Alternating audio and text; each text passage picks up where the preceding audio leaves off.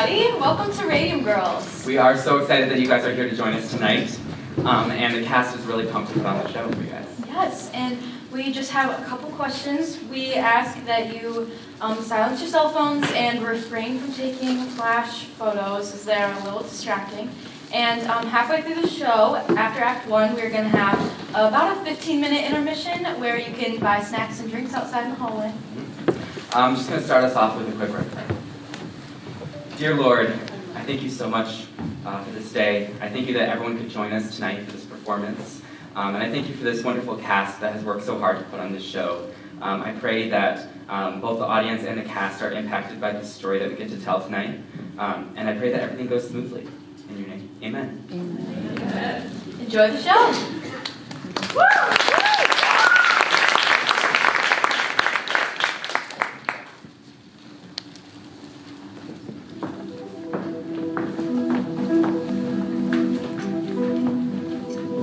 So much light, daylight, all the time, and on sunny days, it even felt like you were sitting outside. It was that bright. That surprised you, Grace?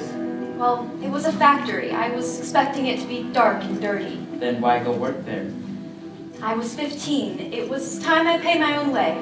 Pay your own way? What about school? Oh, I didn't miss it so much. All the girls there were so nice, and the work we were doing, it wasn't like factory work, really. It was more like artwork. We were artists painting those dials. I'm not really the one you should be talking to. Von Sachaki, he's the one you should be talking to. Now, Arthur, you know you can speak to us. It was his process. Tell me about the process. You used a powder. We used a powder. The girls, they mixed it with an adhesive to make the paint. And that business with the brushes, I didn't invent that. But they were doing that when I got here. But you knew. We all knew, we didn't know what it meant. Irene? In here. Irene, what are you doing? Shut the door. Amelia's working inspection today. Is that bad? Not for us. Amelia's gonna be sitting in this room all day, in the dark, by herself. Chicken dials. Poor thing. Poor thing. So we're gonna give her a little surprise. Boom! Like the Chester cat. Oh, well, won't that make her mad? Oh, let her get mad. That's half the fun. I don't want to make her mad. Oh, Grace, do you have to be that way about everything? What way? Here, Grace, let me put some teeth on you. Ain't like Amelia don't deserve it. She paints more dials than any girl on the floor. And can't be bothered to talk to nobody either. You say, Amelia, what's new?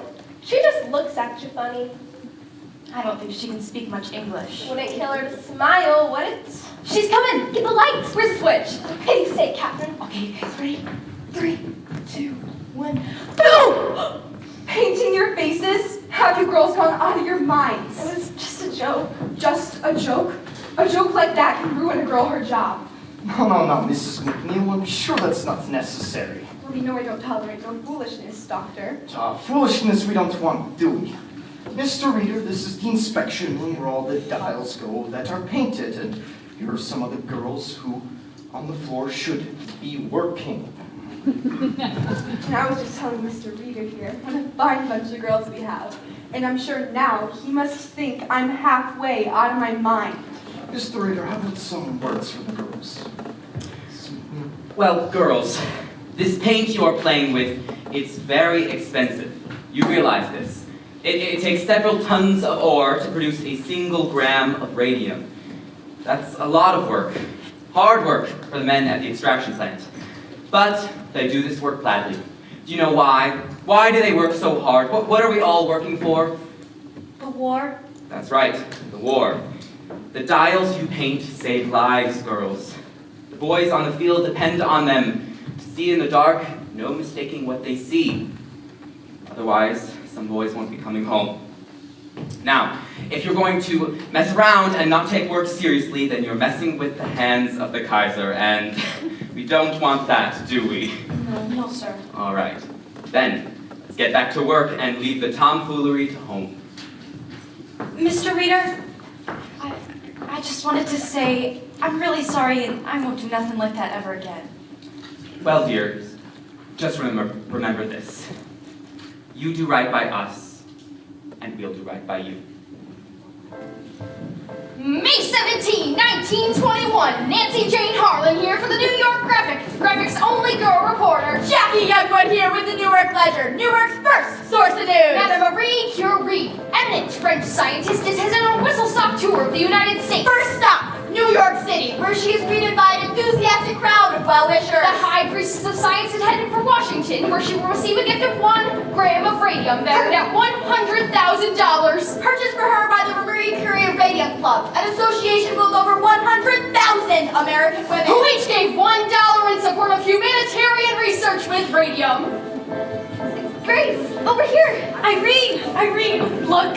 I got my certificate. Madame Marie Curie Radium Club. You gave $1? It's all for science. Science? What about my room and board?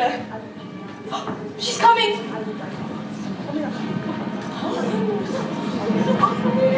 Oh, welcome all. Yes, I must ask you, ladies and gentlemen of the press, please limit your questions. Madame Curie is about to embark on an exhausting tour of the country, and she is under strict doctor's orders to rest. However, in the typical fashion of a scientist who can think only of her research, her life's work, she has refused to rest. Madame Curie, what will you do with the radium? What will you do with the radium? I will continue my experiments to find better methods for the treatment of the cancer. Is radium a cure for all cancer? Cure for the cancer? Yes, that is so. It has already cured all kinds of the cancer. But some doctors dispute that. Then they do not understand the method. There is no question. Radium will cure the cancer. Madame Curie! How have you managed to devote yourself both to science and to your children? It has not been easy. But my daughters share my gratitude to the American women for their interest in science and my work. I am most grateful. Madame Curie! No more questions, please. Madame Curie is on a strict schedule. Mrs. Andrew Carnegie has sent a car and will escort Dr. Curie personally, as will I, to Washington, where President Harding will present the gift of 1 gram of radium.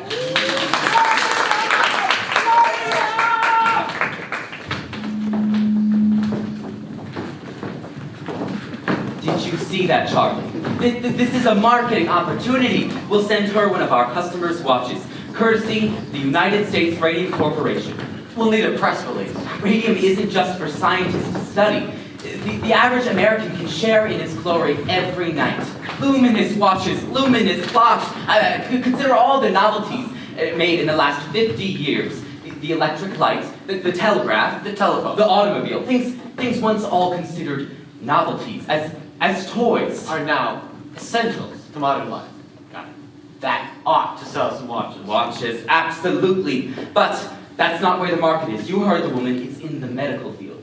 But Standard Chemical owns it. Only because Von Sochaki lets them. We can get half their market if we want. It's just a matter of positioning. Standard Chemical publishes its own journal.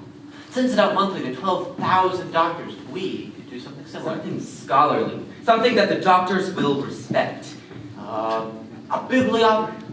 Excuse me. A bibliography of every article ever published on Radium. But with capsule reports. The doctors can get their information, they can read it fast, and Have us to thank for it. exactly. We'll send it to every doctor in the U.S. Radium Society. To every doctor in the American Medical Association. That is the spirit, Charlie. Advertising. It's the wave of the future. It's not just the product, it's the way you promote it.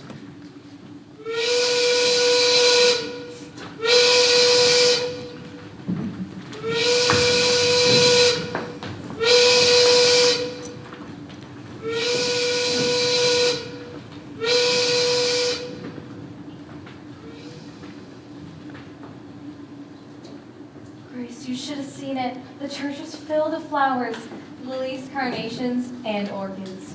You know Amelia loved orchids. Those weren't orchids. Those were orchids, Irene. Flags! Orchids! I know an orchid when I see one.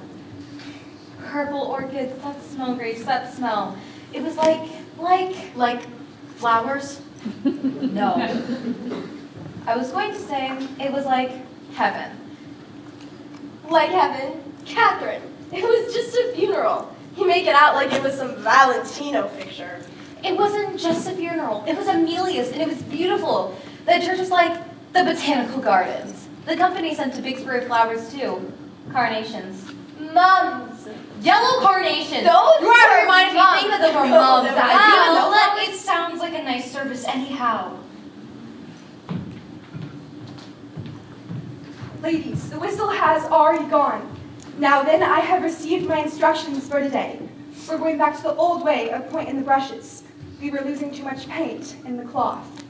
But, Yes, Grace. Something you wish to say? Dr. Von Sashaki told me not to do that. He said it's unsanitary. Unsanitary? Well, I'd hardly believe you'd say something like that. We've been doing this for as long as I've been here. You must have misunderstood him.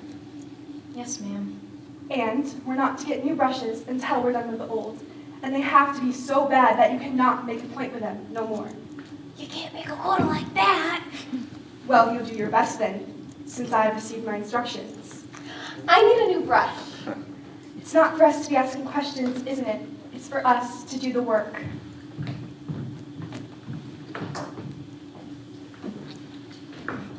I have instructions, girls. I have instructions. Here's an instruction for you, McNeil. Let some of the starch out of your corset. Was she at the service? McNeil, are you kidding? You'd think she'd cross the street for her own mother.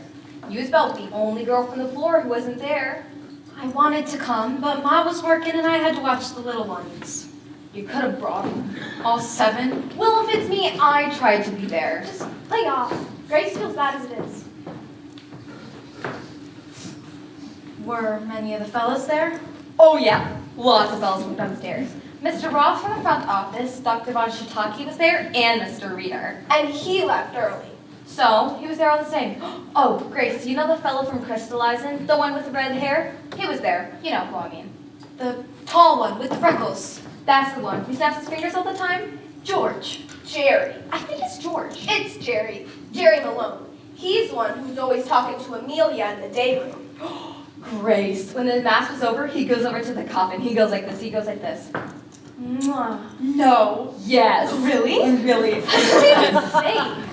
Well, he did, and nobody could believe it. So what if he did? So what? He was in love with her. That's so what. Don't you think so, Grace? Well, he had to have been if he did that. Can you imagine? Can you imagine? He loved her and never told him, never could bring himself to say, because she was so beautiful and he was so shy. And now their love is forever thwarted. He didn't tell her, and he'll never have a chance ever again. Poor Amelia.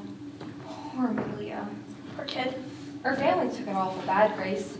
And opened up Quinta, every one of them crying. Even her father crying. Never did see a man cry like that before. He just bawled like a baby. And you know why, too. Well, because their daughter had died. What she died from. Amelia, don't go spreading stories. It's not a story. Albina told us. No reason Grace shouldn't know. No what? No what? Amelia?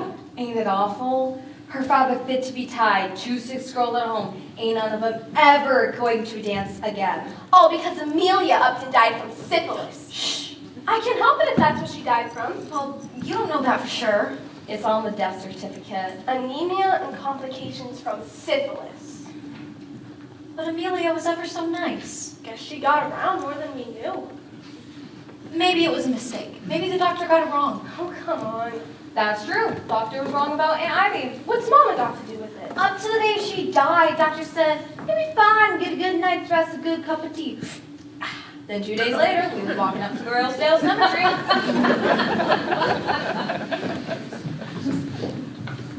Girls, your attention, please. The gentlemen are here to make an announcement.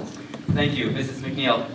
I'm here to put a few rumors to rest. And to explain some changes, yeah?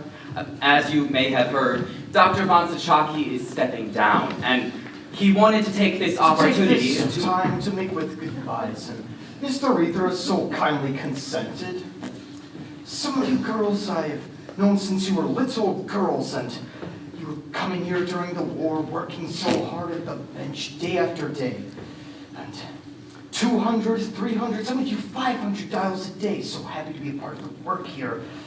When I started this company in my kitchen, mixing up the paint, I knew I stumbled upon something miraculous, something to make life better and easier. And now what do I read? So much uses for the radium, so much more than I'd ever dreamed.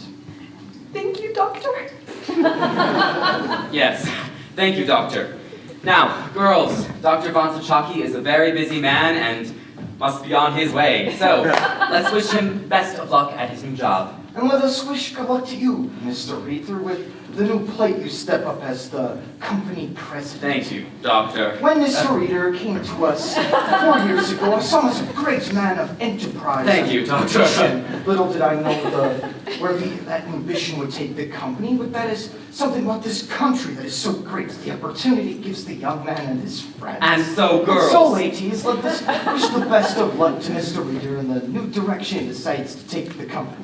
New direction? With the slowdown in dial painting Now, the business Doctor. going into the medical field, there's going to be some changes. What the doctor is referring to is some of our larger customers are opening their own dial painting Which means studios. less work for our girls here. In the short run, it may be a little bit slower, but the Waterbury Clock Company in Connecticut will need help setting up its new studio. We were planning to make this announcement next week, but I guess we'll make it now. Mrs. McNeil? Yes, we'll be asking some of you girls to go on up there. The work is supervisory in nature, which means more pay. Do you have any girls in mind, Mrs. McNeil? Louise Conlon was one, Lena McCarthy, Sarah Deutsch, and Catherine Schwab. I'll have an entire list downstairs. I'll post it today. Wonderful. Well, seeing as you girls are all on the clock, I will leave you to your work. Thank you, ladies, and my best wishes to you also. Now that's back to work with you girls. Are you gonna do it, Catherine? Are you gonna take that job? I don't know, Grace. Would you go all the way up to Connecticut? I don't know. It's awful far from home, and Tommy would have a fit. Oh, come on, Grace. It would be lots of fun. Irene? Irene? Irene, are you all right? Huh? Yeah, why wouldn't I be all right? What? Your mouth is bleeding.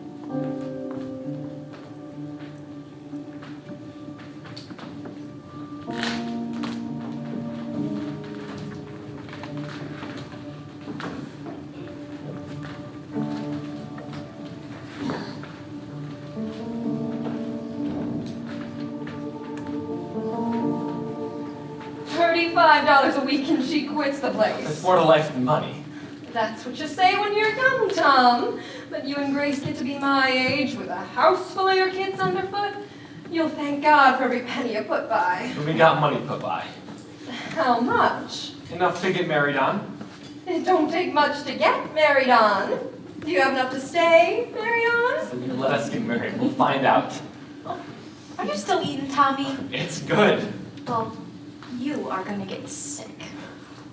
Gotta keep up his strength. He works hard for his money. Don't start, Ma. I didn't say nothing. It's your father who hit the roof over it. He didn't hit the roof. You should have seen the man's face, Tom, when he heard Grace wasn't working no more. Most girls would give their eye teeth for a job like that. Good money, easy work, nice-looking fellas around the You plant. didn't tell me about them, Grace. There wasn't that many of them. Not much to tell. And she leaves it all behind for reasons unknown. I'm tired of it up there, she says. Are you tired of the paycheck, I says. Who needs a paycheck, she says. I got me a boyfriend to take me out Saturdays. She said that? You know very well I didn't. And for your information, I got a new job. I started the bank on Monday. Oh yeah, the bank. And what's it pay? Enough. Enough. Always enough. You know what that means, Tom? It don't come close to what it pays up at the radium plant. It's office work. Office work. Well, I guess that means you'll be spending more money on clothes then. She's really seen that, yeah. I don't see what difference it makes as long as I'm working somewhere. Don't make no difference to me. I just thought you liked it up there.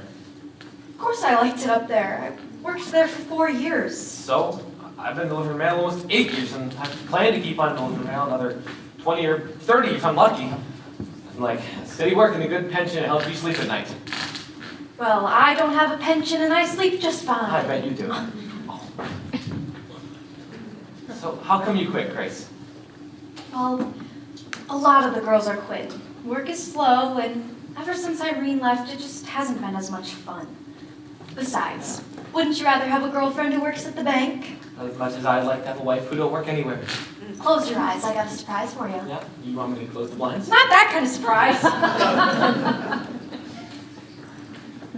Now look, Wallpaper. for the baby's room. Hey, babies! Grace, you won't kiss me and you're talking about babies? There will be babies eventually, Tommy. Well, sure, but Grace, most girls get married before they decorate the nursery. Plan ahead for once. Pick one. They're both the same. No, they are not. This one has big flowers and that one has little flowers. So pick one. Is this some sort of test? It's wallpaper. This is a test. No, it isn't. Just pick one. I don't know this one. Really? This one then. Well, which one do you like? I like them both. This one's pretty, don't you think? This one then. But I want you to like it too. If you like it, I'll like it. Wallpaper is wallpaper. No, it isn't. You gotta pick something you can stand to look at for 20 years. Same way you pick women? Keep it up, smarty pants, and you won't ever get that kiss. Okay. This one, hands down. This one. I agree. A nice neutral yellow for if it's a boy or a girl. And in the meantime, maybe we can use the room for something else. Something else like what? Like a painting studio, maybe? Like a painting studio, maybe? Grace, haven't you done enough of painting at work? That's not the kind of painting I like to do, Tommy. Back when I was in school, I used to paint watercolors. And ever since I went to work, I just haven't had enough time. What with helping Mom, watching the kids, and when we get married, I just want a little time, just a little time to myself, so I can paint watercolors, or oils, or portraits in oils. I could paint your portrait if you like. And a big portrait of me. We'll hang in the outhouse. All our friends will come in and use the candles just so they can see it. The way you talk sometimes. Grace, if you want to paint pictures, you paint pictures. I'm not going to stop you. Well, you say that now, but once we get married, you'll change your tune. Sure, I'll be whistling Dixie. Wait till you come home one night, all wore out, some Christmas maybe, and all the customers on your route had 3 times the mail.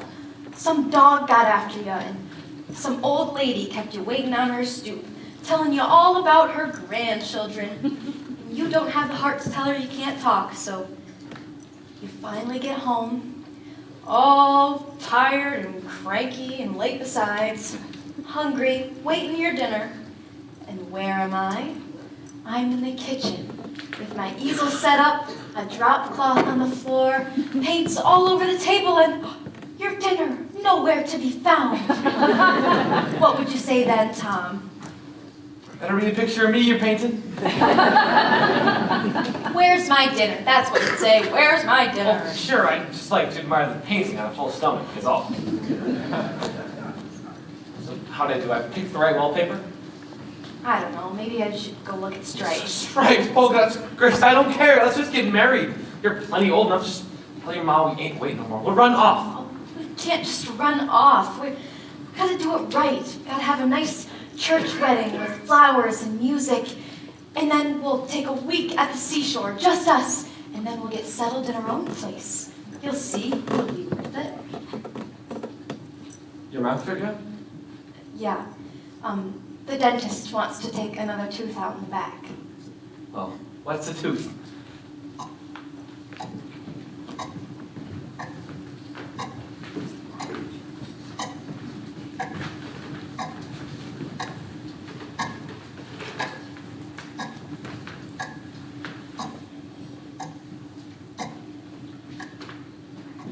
Hazel Kuzer. Any relations to the rest? Only by virtue of employment. Except she's got a good lawyer. Huh. Knows how to write a good letter. Anyway, that lawyer. And she no longer works here. Left 6 months ago. That makes 4 now. 3. Or if you count that Magia girl, I would not include her. she worked here. She worked at other places too. And what she died from, you couldn't get that here. At least I don't think you can. It's not funny, Charlie. Besides, it's just idle talk. In my experience, there's usually something to the idle talk when it comes to girls like that. She comes from a large family, right? Italians. The conditions they live in. 10, 12 people in 3 rooms. It's a wonder they don't all die of one infection or another. So, 3 now, and how many dead? Only Miss Magia, but I haven't heard from her people yet. It's too late for them anyways. Statute of limitations is 2 years, but Miss Kuzer is another story. She's in a position to make trouble. All this time I've been here, no one has so much as slipped on the floor, and now all of this. We're talking about what? 3, 4 girls? Of how many hundreds that you have employed? 6, maybe 700 over the years. Exactly. And some of them were sick when they got here. One girl you hired, a complete cripple. Her father had to carry her up to the studio every morning. It doesn't matter how she got here, Charlie. She was a fast worker and a very sweet little girl. But she was in poor health. She needed the work. Arthur, Charlie. And it's not just about the money. It's to feel productive, to have a purpose. That's what work does, Charlie. It gives us purpose. I see no reason why we shouldn't hire girls like that. When they get sick and blame us for it, I think you should reconsider that policy. Let's just see what Drinker has to say. Drinker. He's a professor at the Harvard School of Industrial Hygiene. He's the head of the department. He's agreed to take a look at our operations. Don't you think we're jumping the gun a bit, hiring him? 6 girls have quit this week, Charlie, and Mrs. McNeil says there's likely to be more. The girls, they come and go all the time. But it's never been like this. The girls, they're scared. We have to do something to calm them. Letting Drinker examine them sounds like a recipe for mass hysteria. We'll call it a routine physical. Yes, companies have physicals all the time. We'll have Dr. Drinker start next month. And in the meantime, I recommend we make an offer to Miss Kuzer. Settle? But there is no proof that her problems are related to us. If she sues, trust me, you will not like the publicity, and neither will your investors. You think that this will fucking stop offering. Don't you? Wonderful. We'll open at 30 and close at 10. Or not open at all. Okay. But if we offer this girl something that would keep her quiet, It would be a condition of the settlement. What if some lawyer has a racket going and he finds girls and convinces them into making suits, and then we reward him for his larceny? unless Miss Kuzer genuinely believes that she got sick here. Yes, it could be as Charlie says. She comes from a large family, not a lot of education, not a lot of resources. A few $100s would make a big difference to a girl like that. Yes, we could buy some medicine, pay a few doctors. From what it sounds like, she won't be around for much longer. So it would really be a gesture of decency then. Exactly. What do you think we should offer? March 24, 1924, Jackie Young reporting for the Newark Ledger. Nancy Jane Harlan for the New York Graphic. The Graphic's only girl reporter. Could radium water pose a cure for crippling arthritis? Scientific studies suggest a connection. Dateline, Orange, New Jersey. Radium water products offer a miracle cure for crippling arthritis. Some patients report a significant abatement in their symptoms. Mrs. Jeremy Michaels of the Bronx tells how radium water transformed her life. My pain got so bad I could hardly bend over. While others report only mild relief. This poor, brave woman could not even bend down to kiss her little ones goodnight. And I got 3. Let me tell you, they're a handful.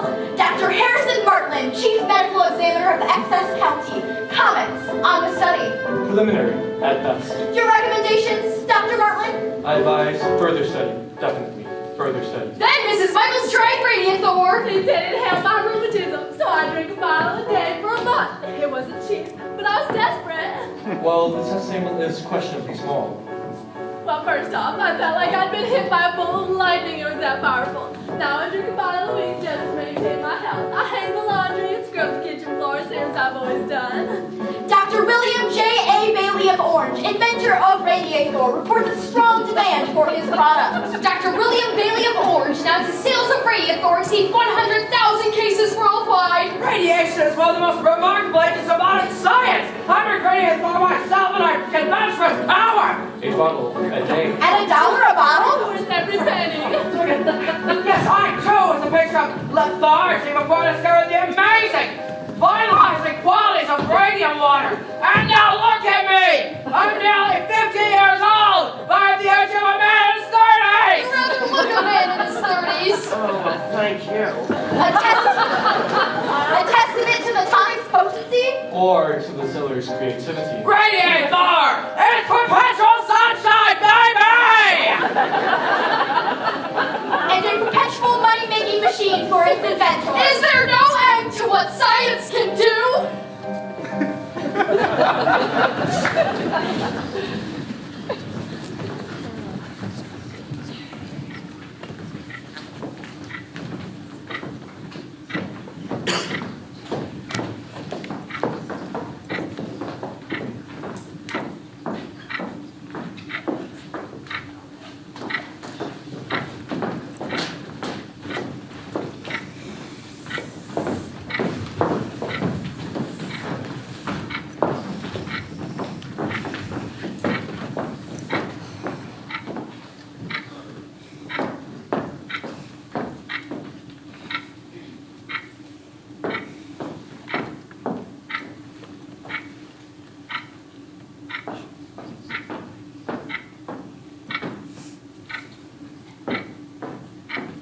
Maybe we should have just made an appointment.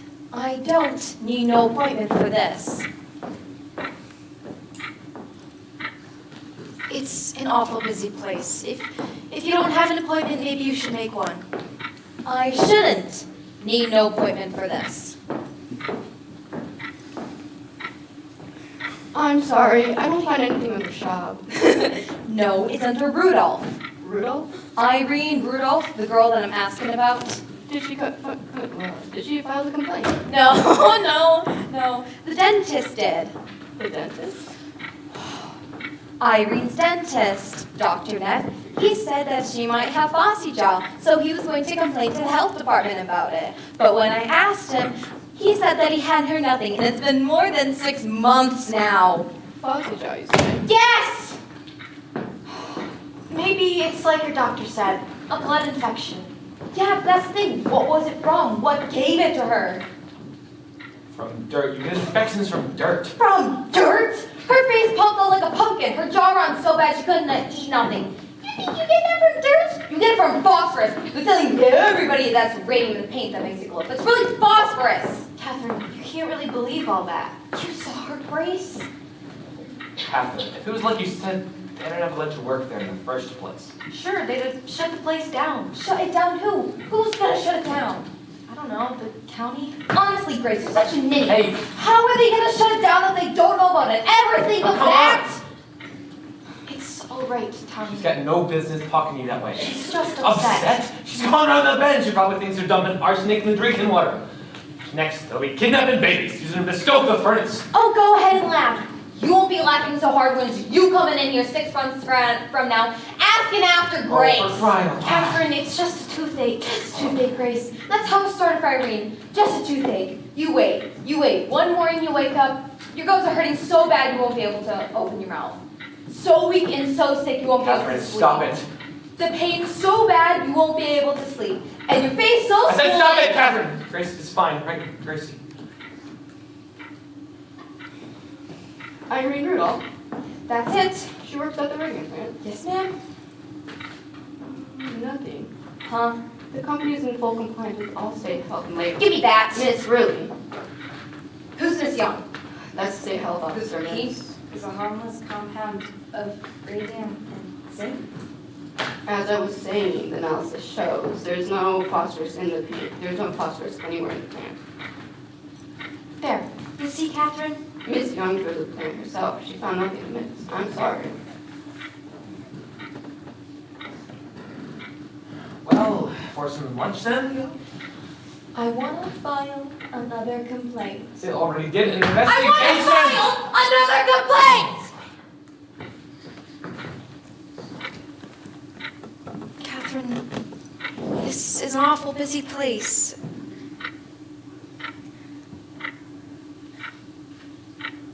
I want to file another complaint. I know. I just don't see what good it's gonna do to make a fuss this way. Grace, three surgeries, and they wanted to cut her up again. Irene finally said no. She knew what was under her jaw was rotten so bad. The smell was terrible. And the worst of it is, I couldn't look at her. Irene was so afraid of being left alone. But when she died in the middle of the night, no one was with her.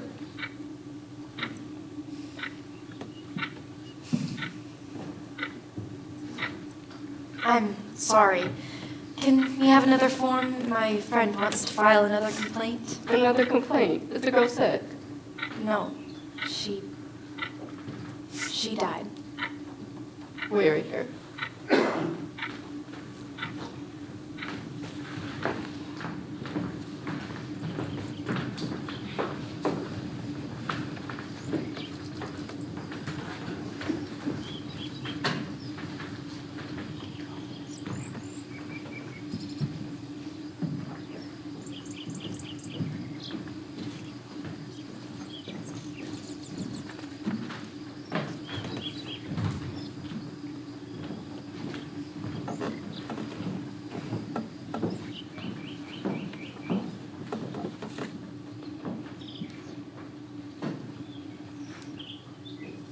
Harriet, he'll come down from that tree at once. I'm waiting for Papa.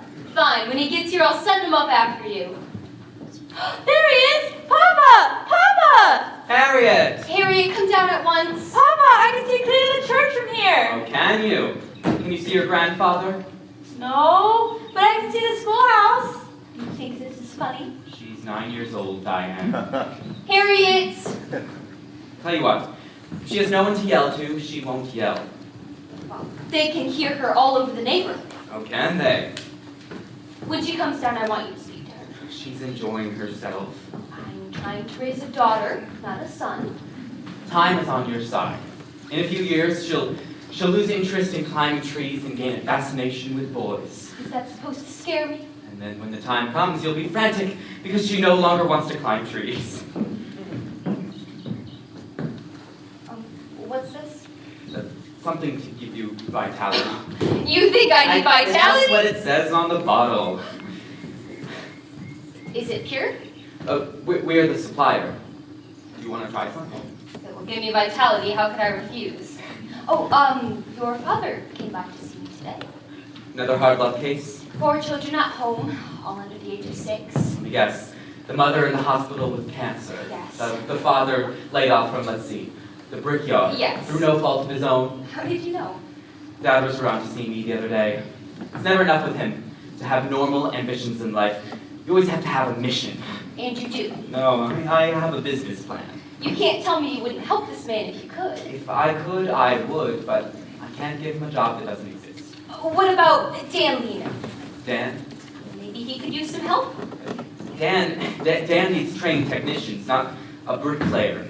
Why don't you send him to Mrs. Middleton? Don't you women have a social club for that kind of thing? You mean the Women's Club Civics Committee? Right. Yes, the club takes interest in such cases, but we're not an employment service either. That's why I thought maybe you could help. Oh, don't you love being married to the company president? It has its advantages. Ever think of trading it in? Do you? This morning, I got my shoe shined. And as I watched the boy work, I thought, this is quite the enterprise. The work walks in, the work walks out. There's no inventory, no stock prices, no health inspectors. And you traded all for your own shoe shine? stand? Let's headaches that way. So you're in one of those moods again. What's it this time? Can't be the market. That went up today. Oh, you're reading the financial pages I now. have to entertain myself somehow. So what happened? You're acting strange. Am I? I'm sorry. You can tell me, you know. It's really nothing. I mean, we're going to have the best year yet. So it's the prospect of success that you find so disheartening? I'll grab my checkbook. What for? Your bricklayer. Arthur, he needs a job, not charity. What is it your father always says? A working man needs to work. It wears on his soul not to. If it's a matter of his soul, that's different. I'll have him talk to Dan. No promises, Diane. No promises. To your health.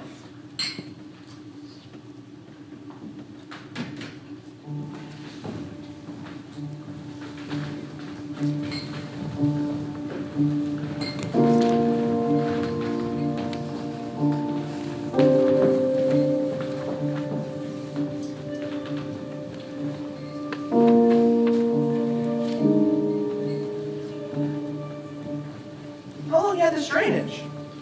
A week or two. It hurts something awful, Dr. Neff. Anything else bothering you? My back, some. You're back now. You seen a regular doctor yet? He says it's just nerves. Nerves? About my wedding and all. Well, it's no case of nerves. I hope you told him that. Well, what do you think? I think you better schedule that surgery. Can't we just put it off a little bit, just till after my wedding? Put off that surgery, there won't be no wedding. What? Mrs. Fryer, I want you to listen to me very closely. Your jawbone is decaying. That black pus oozing out your gums is the bone itself. That's impossible. To Mr. Arthur Reeder, U.S. Radium Corporation, from Dr. Cecil Drinker, Harvard University, encloses our report. Finally. We believe the trouble in your plant is due to the radium. Radium? It can't be as bad as all that. This can't be. Put off that surgery and you'll develop a septic condition. It could be fatal. The blood changes in your employees can be explained on no other grounds. Everything I've got, I saved for my wedding. Well, I've got a suggestion for you. Go to the plant and explain them your situation. Go to the company. Photographic films carried by employees show heavy fogging. Wants to see what kind of shape you're in? This is impossible. They gotta feel obligated to help you out. And we suspect high levels of gamma radiation throughout the plant. I don't see how they could refuse. We realize no proof can be offered at present, but in view of the material and literature, This has to be a mistake. There's no... Look, if you want, I'll write to them myself. They can just work through me, pay my bills directly. You think they do that? They've got a moral obligation. I guess so. We'll do it right now. I'll get some paper. Charlie, this has to be a mistake. Look at this.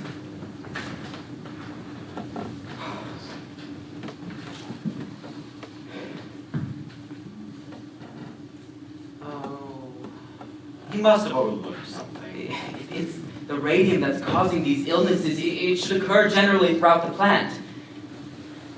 One would expect. There are several hundred milligrams of radium in big vats at all times. Several hundred in the ore, several hundred in crystallizing. And the whole backyard is full of hail. Radium is present in good amounts throughout the entire plant. Look at the radium.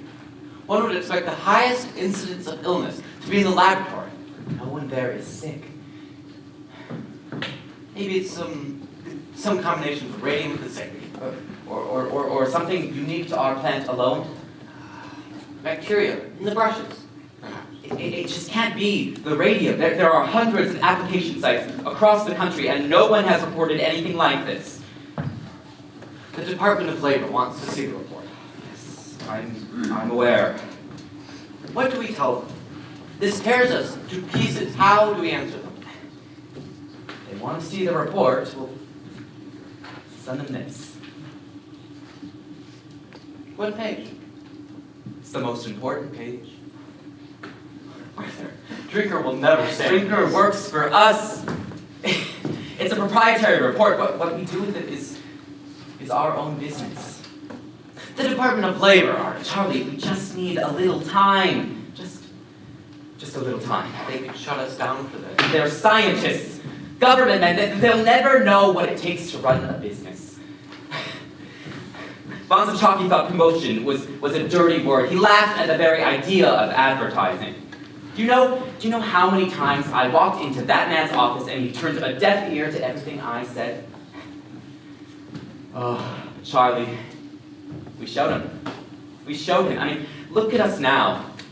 We're the largest single supplier of radium in the world. Largest in the world. And do you know what it took for us to get here? Do you think that I'm going to stand idly by and let our good name get dragged through the mud? Trust me, Charlie.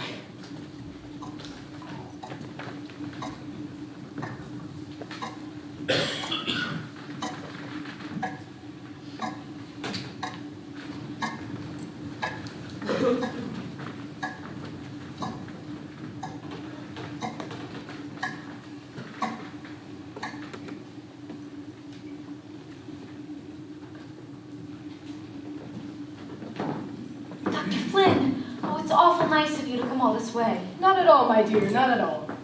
Well, I told my surgeon he was coming over, so he gave me the results of my blood work. Excellent. And so, I must say, Miss Fryer, your blood looks better than mine. it does. Well, that's what happens to an old woman who smokes. Now tell me, what else is troubling you? My feet and my back mostly. I've had to wear a brace for a while. So I see. And this started before you left the company, or after? After I left. Dr. Neff says that it has all to do with the radium plant. There was another girl I worked with for a little while. She died from it. Irene Rudolph? Oh, yes, terrible thing. Vincent's angina. What's that? That's an ulcerated condition of the mouth, my dear. From the radium? Oh, no. A rare and unfortunate result of poor dental care. So let this be a lesson to you. Always brush your teeth. There was something else I read about this in the papers, about other girls getting sick. There's another girl I worked with for a little while. She's in a hospital in New York, and the doctors still don't know what's wrong. They've never seen anything like it. Miss Fryer, don't tell me you pay any attention to those papers. Those stories are not scientific. But what about... Reporters are not scientific. They do not follow scientific methods. They write to sell, not to educate. The scientist isn't concerned with what sells. He is concerned with the truth. He undertakes years of painstaking study to arrive at an understanding of intricate and natural processes that most people can never presume to comprehend. You would do well to listen to science and ignore the nonsense that is printed in the papers. Because I can tell you right now, radium has absolutely nothing to do with what's ailing you. It doesn't? Not in the least. Then what is ailing me? Poor diet, Miss Fryer. Poor diet. But Dr. Neff said Dr. that... Neff is a dentist, not a physician. What you have is a vitamin deficiency. You must eat more fresh fruit. Hard to do that in the winter. And raw meat as well. That will help with the anemia. Raw calf's liver particularly. Cook it if you must, but eat it twice a week at a minimum. No, Miss Fryer. I am a scientist, and I take purely scientific interest in this situation. By allowing me to examine you, you've helped me advance my own studies. I thank you. Call me anytime, day or night. Thanks, Dr. Flynn. Happy to be of service, my dear. Dr. Francis Flynn, PhD, Physiology, Columbia University. PhD? That's not a real doctor. My findings, Mr. Reader.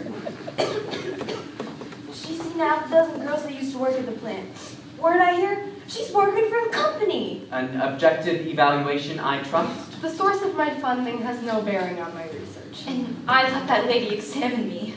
I never examined her, per se. It was not a medical examination, per se. Nevertheless, you were able to offer this young woman some useful advice. I did my best for her.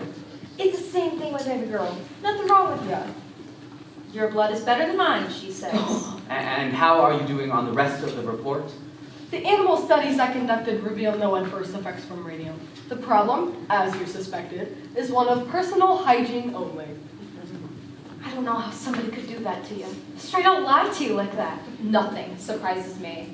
It's just like you say, Catherine. They'll say anything. They'll do anything. Except the right thing. Well, we're gonna make them, Catherine. Somebody is gonna hear about this.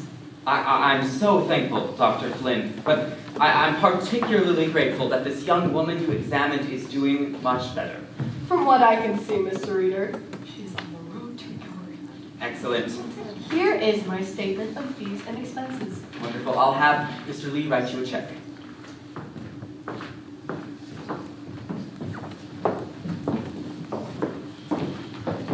And so, I leave you now with this one thought.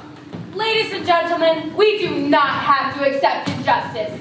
We can use our powers as consumers to influence those who wish to profit from our patronage. Yes, thank you, Miss Wiley. And thank you to the New Jersey Consumers League for another job well done. This concludes our program for this evening. I don't believe we have time for questions. However, I do hope you will join us next door for some light refreshments. My throat's a little dry.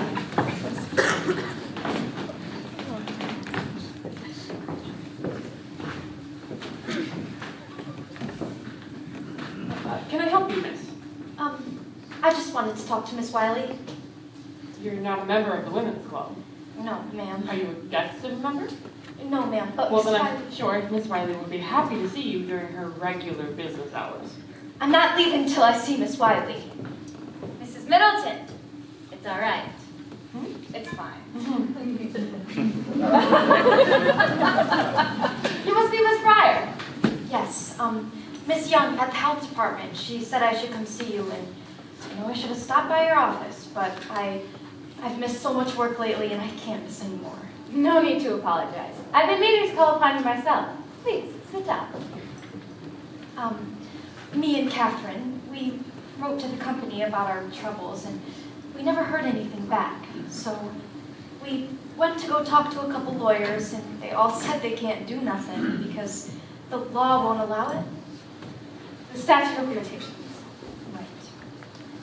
Well, there was one lawyer who said he would try to sue anyhow, only he wanted $1,000 up front, and I already spent everything I saved up for my wedding on doctors and hospitals and dentists, and they still don't know what's going on. And Tom, well, that's my fella, he says he don't care and just wants to get married anyhow, and I can't help but feel like I wouldn't do him any good like this, Miss Wiley. So I think if I could just get my compensation, I could settle my debts, and maybe I wouldn't feel like I'm saddling him with so much burden. I'm sorry to go on at you about these things, but I'm just so tired of being pushed around. I don't blame you.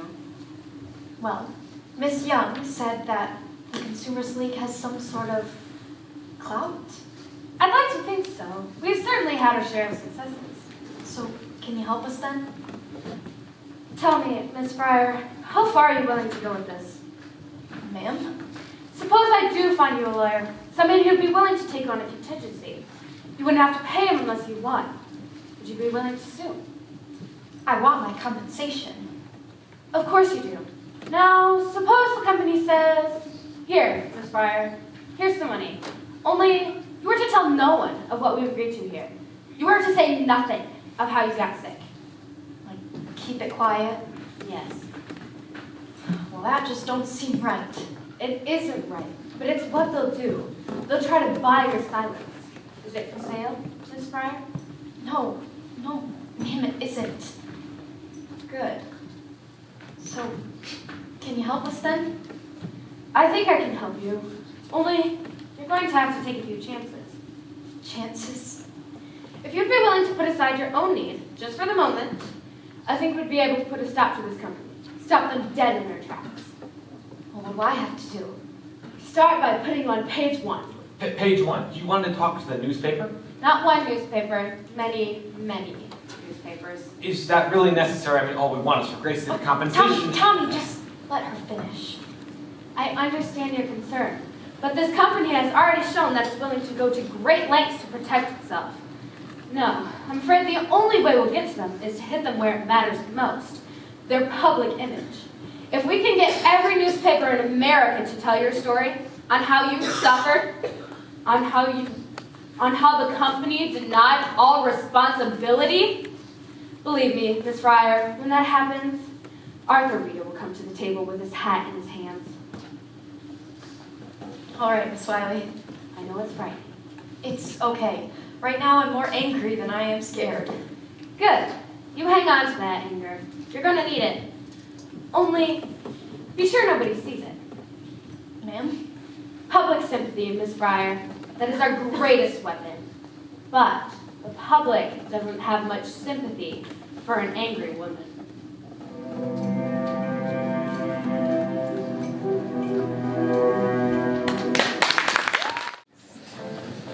December 4, 1927, Jackie Youngwood with the Newark Ledger. Nancy Jane Harlan for the New York Graphic. On the strange case of the Radium girls who claimed they were poisoned at the hands of their employer. And now seek their day in court. $250,000. That's the price tag on their suffering. $250,000? Well, if you ask me, it's all a sham. What do you mean? Those girls are very sick. Sick of what? Sure. Doctors say Radium girls only have a year left to live. Only 1 year to live and $250 grand to spend. What would you do with that kind of money? What would you do to ease your last suffering days on Earth? What would you do with $250,000? I buy a wardrobe, like Irene Castles. I give it all to charity. Oh, and then I travel on the road, first class, with all of my friends. I would play the stock market! I would buy my wife a fur coat and a diamond the size of New Hampshire.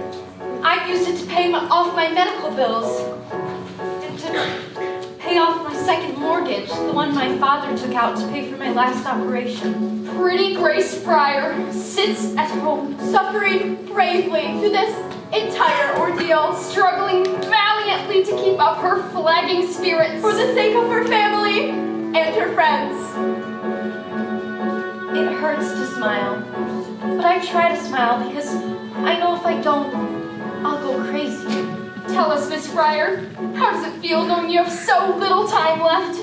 I try not to think about it. But it must get to you sometime. Knowing what you've been through, and the company's getting fat off your labor. And all they have to say about it is, No comment! Don't you just want to punch someone? Oh no, that won't do any good. I just like to think about how it's gonna be when justice prevails. Maybe I can do something nice for my folks. They never did have no honeymoon. What a fine example of womanhood! We can only aspire to bear our cross in life as nobly as this young girl!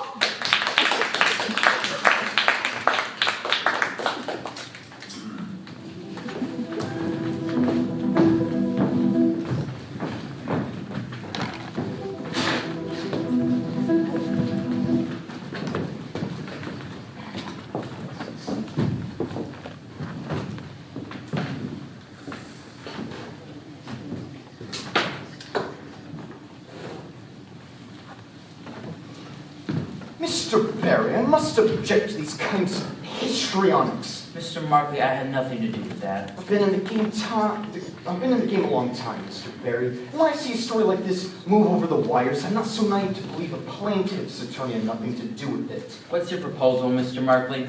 $1,500 for each girl. $1,500. That's not even a year's wages. We think it's very generous, since your case won't survive the statute of limitations. This is the case in equity, sir. The Chancery Court will come to a different conclusion. The Chancery Court can't rewrite the law, and the law is clear. 2 years from the date of the injury, your clients are out of time.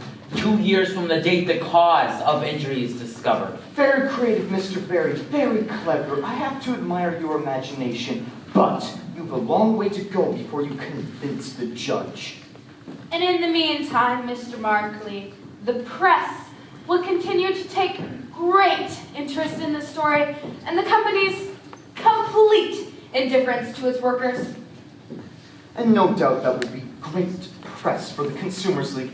And you accuse us of exploiting these girls. You're the one hiding behind the statute of Hiding, limitations. Miss Wiley. You know very well, Milan, never anticipated a situation like this. These girls were dying years before anyone knew the cause. Before anyone knew.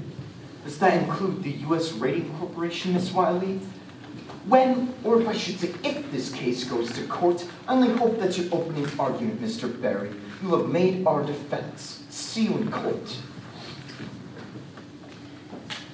The arrogance of that man! What is the purpose of these articles, Miss Wiley? Public sympathy, Mr. Barry. That is the engine of reform. You're antagonizing the company. Then the strategy is working. How does it help the girls to read in a dozen different newspapers that they have so little time to live? Mr. Barry, surely you can see that the U.S. Radium Corporation cares nothing about the girls as poisoned. But the average housewife in Orange cares very deeply.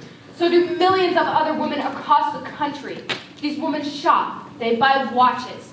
Markley can be as smug as he likes, but the New Jersey's Consumers League will only lead to one outcome, and he knows it. That's why he was here today. I only hope you're right, Miss Wiley. Public sympathy, Mr. Barry. Wait and see.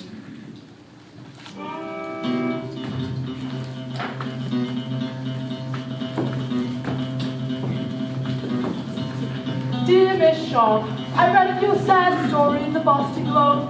I'm so sorry for your plight. It seems that in this time of rapid advancement, the well-being of the average worker is, well, overlooked. I would like to offer you girls the key to my own good health at the age of 92. It is called Christian Science. Dear Miss Fryer, I read of your woeful situation in the Atlanta Constitution, and I am prepared to offer you a solution. Genocide! A wonder time in balanced ingredients! Venicide will restore your health and vitality! Why, we are prepared to offer your girls a lifetime supply of Venicide in exchange for the low price, the privilege, and the exclusive rights to your photos and our advertisements! Here, I read about you in the Billings Gazette, and I run 100-head cattle up here. I'm very fine by myself. I've always longed for a companion and well-equipped to offer you a comfortable home in your final hours.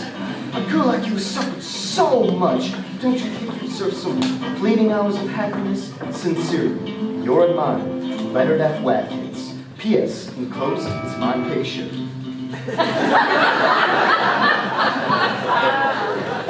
Look at this man, Catherine. He even sent a picture.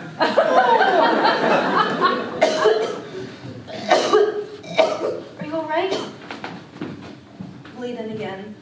Shall I go get the nurse? It's done this before. It'll stop. Maybe we should go. Don't go.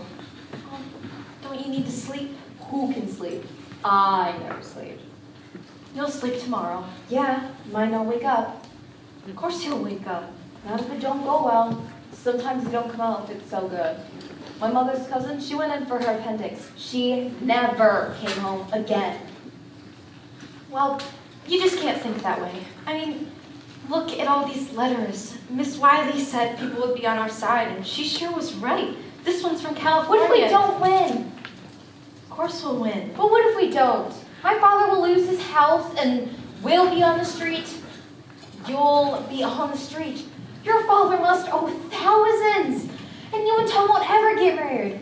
How can you stand it, Grace? Catherine, please. How can Tom stand it? Don't you ever wonder? I never hear him complain. Catherine!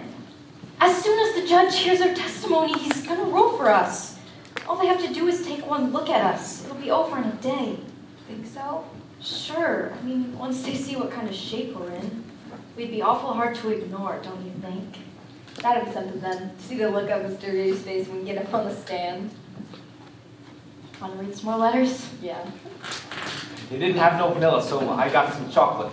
It took you long enough. Don't get on me. I had 6 people stop me along the way. All of them reporters, and all of them asking after you. Waiting for me to die. Nobody is waiting for you to die. It's true. One of them called her mother asking if I had died when she said, "No, you sounded disappointed. Well, try a little of this. Maybe you'll feel better. Evening, girls! How about a picture? Mike, what are you doing? I'm here for the graphics exclusive on the girls. Exclusive? What are you talking about? $5,000, that's what? What do you say, Grace? Think you could use $5,000? I don't understand. Well, perhaps you've heard of Benar McFadden. Oh, that faith healer? Herbalist, Mr. Creeder, herbalist. Benar McFadden's patented herbal therapy is just the thing these girls need to get back on their feet. And the graphic will pay for it. All we ask is the exclusive rights to their story from here on out. See for yourself. So, you want to pay us to go see Bernard McFadden? Easy money, yeah. Let me see. Yeah, they're serious, Grace. The graphic always does business on the up and up. I don't know. Then, Grace, what does your father own in the house? I don't know And exactly. that last hospital bill, that was a couple hundred at least. At least. Maybe we should think about this. And all we do is talk to this herbalist fella. Well, we need to get our money's worth. A series of regular features with pictures detailing the course of your treatment, your illness, your recovery, or otherwise, depending on how it goes. And then you just print whatever you want. Maybe we add some color. Everybody adds color. Don't sound so bad. Maybe we should talk to Miss Wiley about it. Miss Wiley? What's it to her? You're the ones with bills to pay. It don't feel right to do something like this without Miss Wiley knowing. Oh, but you're a big girl, Grace. Can't you do things on your own? Of course I can. You'd take it if it came from the company. The company owes us a lot more than that. If you ever see it. Maybe we should do it, Grace. It just don't feel right. You're gonna talk to the reporters anyhow. Why not get something out of it? He's right, you know. Why should you give your story away when people are dying to read it? Believe me, you girls could cash in big. The day we ran the feature on you, bang! Sold out of every copy at every newsstand. Everybody can sympathize with the plight of some poor, sick girls facing certain death with no hope of fulfillment in motherhood. We would like you to go now. My friend is tired and she needs her rest. Listen, Grace, at least think about it. Sure, think it over. I understand you're worried about what people might think, but hey, you gotta look out for your own interests here. Why shouldn't you get a little something out of all this? Everybody else is out to get what they can, that's for sure. Why should you just sit back and keep your nose clean when everybody else is up to their elbows in it?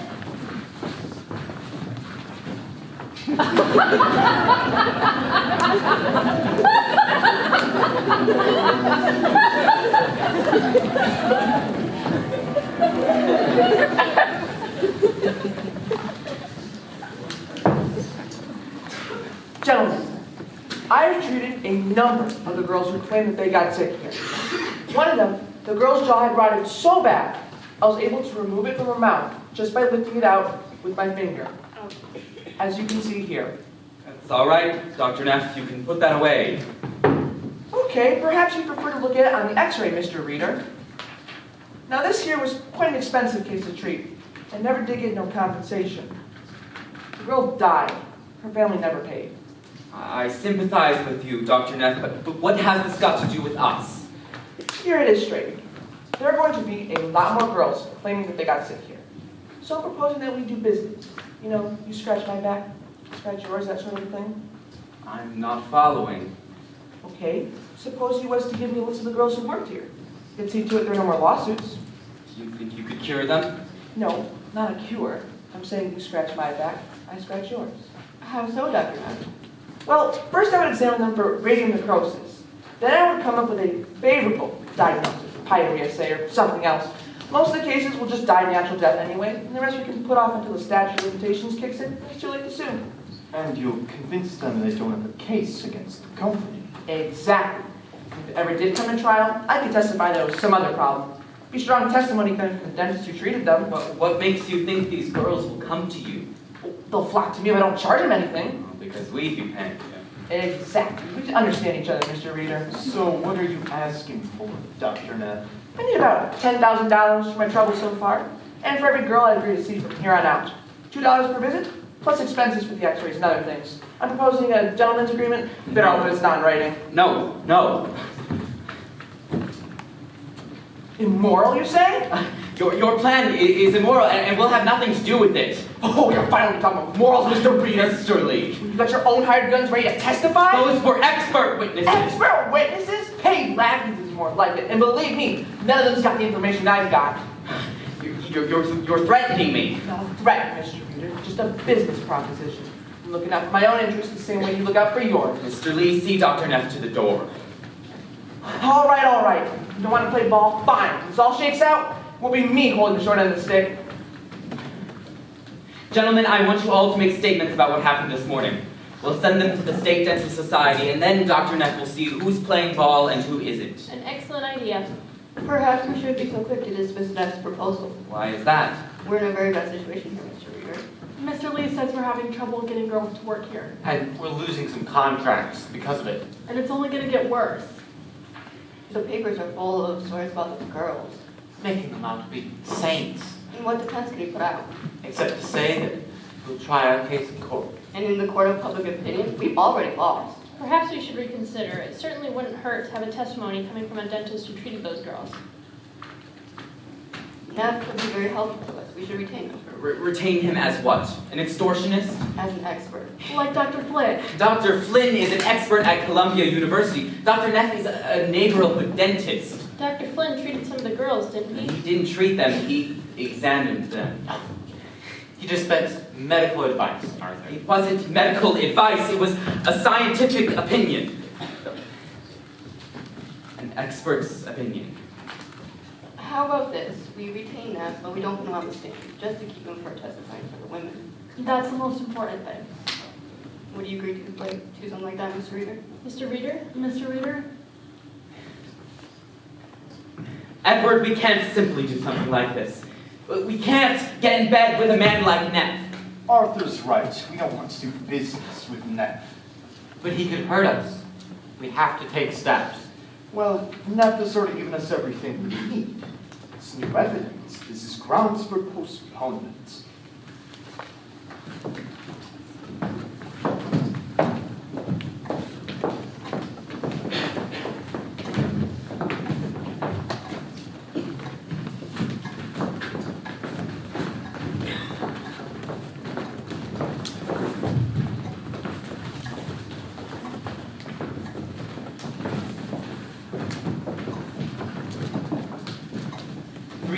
Three months to study an x-ray? It's outrageous. And you see the girls, their eyes were like saucers, staring at me, terrified. Mr. Barry. How are they going to hold out 3 more months? Captain Schwab could barely make it into the courtroom today. And Grace, she was trying so hard not to cry, but of course I had all the answers. Go home, girls. Get some rest, girls. That's the best I could do. Get some rest. It's a difficult case. I don't understand people like Markley. And Reader, how do they play such a game with those poor girls sitting right there? I received You something think the that company might would be help eager to get explain. rid of this with the kind of publicity this has gotten, but Markley seems to enjoy the sport of it. What he can get away with is very cold. So cold. Mr. Barry. What's this? It's from Catherine Drinker, Mrs. Steele Drinker of Harvard. She's an industrial hygienist. She worked with Dr. Drinker on the study of the radium plant. It was a joint effort, actually. Thank you, Miss Wiley, but we've already seen this. There's nothing in it to help us. You'll only see part of it, Mr. Barry. Please. This is the full report. I received it this morning.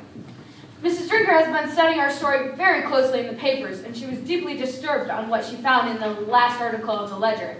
You know, the one where Lee says her study clears the company? He? Doctor the report? Reader, Doctor the report? Yes, apparently he took out one page listing the blood conditions of a dozen employees and passed it off as the whole thing. Doesn't look so bad by itself, does it?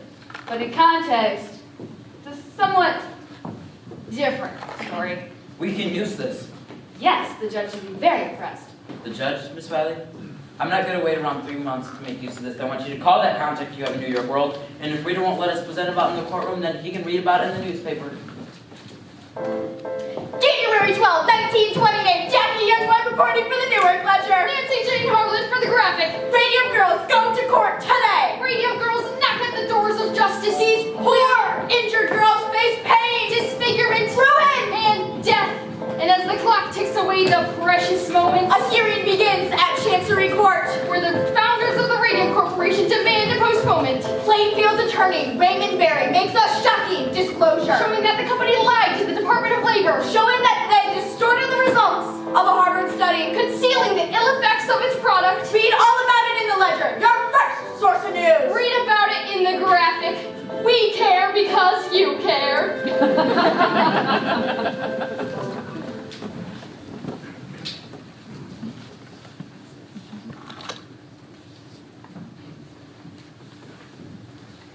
Is it very bad?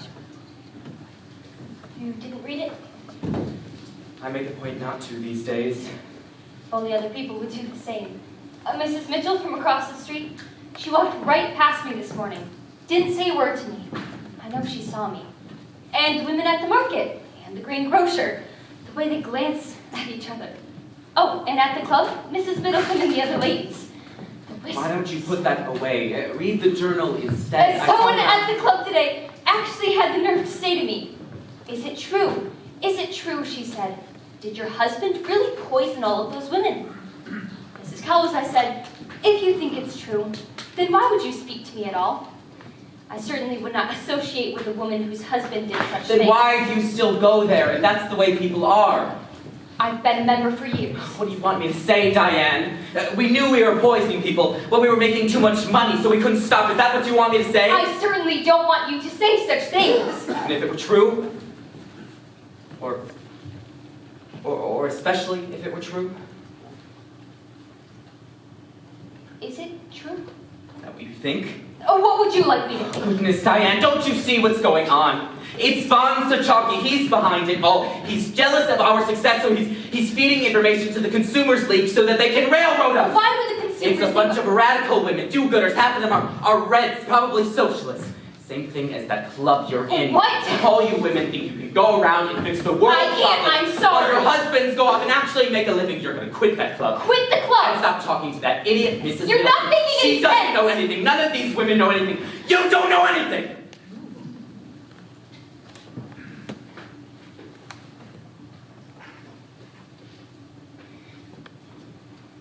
Did you lie to the Department of Labor?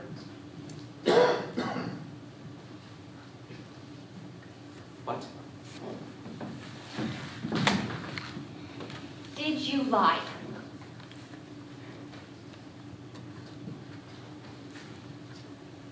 I didn't lie.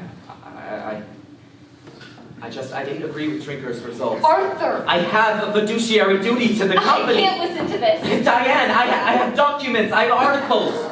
People with tumors the size of baseball. Radium therapy, the tumors disappear. I'm tired, I'm going upstairs. Diane, we save lives. We make lives better. Mild radium therapy invigorates. You can't believe that I'm made out to be a liar. You can't believe that I'm made out to poison people.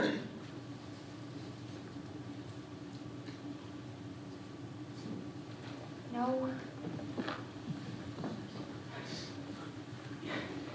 You know I would never do anything to hurt you or Harry. I know. Then what? 13 girls have died! Diane, people die all the time. It's in the newspaper every day. Young, old, infant, children younger than Harriet die every day. But they worked for you! They worked other places too, Diane. I have an article from Columbia University. An expert in industrial hygiene says there's no correlation between our plant and these illnesses. Do you want me to find you that article? Then what could the cause be? I don't know. Diane, I don't know. We've done everything we can to find out. No one knows.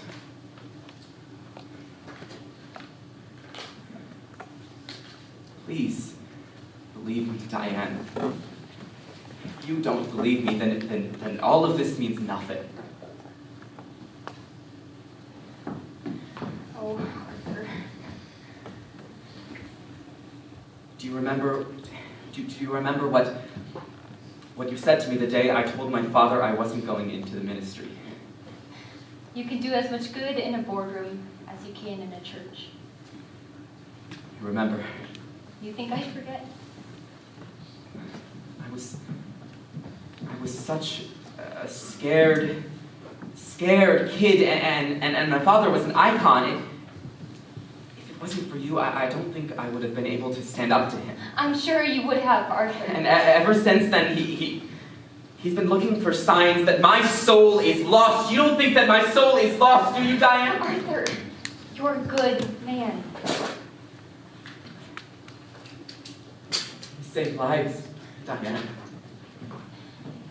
You save lives. Everything I've done has been for you. You know that, right? Everything. I know.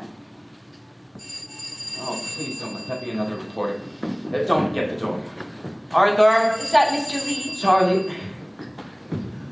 I just got off the telephone with a reporter from the Ledger. This couldn't wait until the morning. I'm sorry. Good evening. Mr. Lee? It's Dr. Lehman. Dan? He's dead. What? He died this morning. That can't be. I just saw him last week. He was just here for cards a month ago. They were just here. He was just here. Martlin's already done the autopsy. He says it was a severe anemia. He's blaming the radium. And the Ledger's going to run it on page 1. I told him we'd have a statement ready by 8 o'clock. That's when the reporter needs it, so he can run it at When are the services? Sorry? The services, when are they? I don't know. Diane sent flowers. Yes, I'll call Louise. Yes, call Louise. I should go and see her. Poor Louise. We should go and see her right now. Oh, I wouldn't do that if I was you. Why ever not? She's planning to sue. Louise? The reporter from the Ledger told me she's filing a wrongful death action. I've worked up a statement for the Ledger. Company chemist for 8 years. Always in poor health. Recently in But Dan was never sickly. And he was always sailing or on the golf course or in his garden. Arthur, he kept the most beautiful garden. Charlie, can we deal with this in the morning, please? Of course. I'm sorry to bring you such bad news, Miss Reader. Good night. Good night, Mr. Lee. Charlie can be a bit excessive at times, but we have to say something. I don't know what, but we have to say something that the shareholders expect. It's all right. You needn't explain. Sometimes it's necessary. It's all right.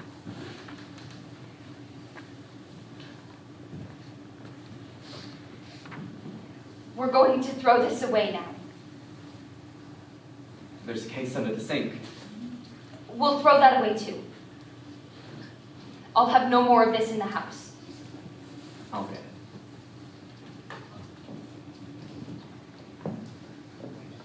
Diane.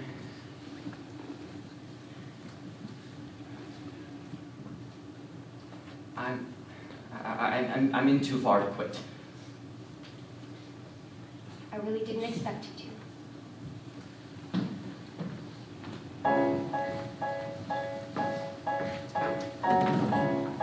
February 21st, 1928. To Mr. Raymond Berry, from Harrison Martland, Medical Examiner, Essex County. We have examined the remains of the deceased Amelia Maja. Our study reveals the following. Large quantities of radioactive substances have been found in the upper jaw, the lower jaw, and the lumbar vertebrae. No evidence of syphilis was found. Body is radioactive! Bones of dead girl kick off gamma rays! Catherine Wiley with the Consumers League Department declares new evidence that shows company lied. Dr. Joseph Neff, a Newark dentist who treated Amelia, has turned over portions of the jawbone that he removed from her mouth. This x-ray shows that the jawbone is still radioactive 5 years after the girl died. Will this make your case? Will this force a settlement? No, this gentleman will make our case. Last night, in a graphic exclusive, the founder of the U.S. Radium Corporation breaks his long silence with this shocking announcement. Radium is one of the most dangerous substances known to man. Dr. Von Sashaki, is it true you assisted with the autopsy? Yeah, given my expertise in radium extraction, I was able to determine that Miss Magia absorbed enough radium to kill 10 people. What does this say for mild radium therapy? Are you now advising against it? Yeah, radium should be known as the most dangerous substance. Do you agree with the doctor's prognosis that these girls only have 1 year to live? From what I've seen, they'll be lucky to last that long.